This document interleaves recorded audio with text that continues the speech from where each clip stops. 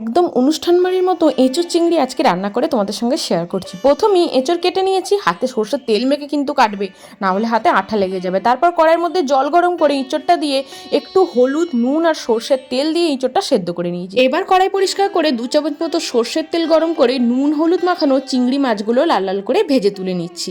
চিংড়ি মাছ তোলা হয়ে গেলে তারপর আরও ভালো করে কড়াই পরিষ্কার করে 3 চামচ সরষের তেল দিয়েছি। এটা অনুষ্ঠান বাড়ির মতো বানাচ্ছি, তেলের পরিমাণ একটু বেশি লাগবে।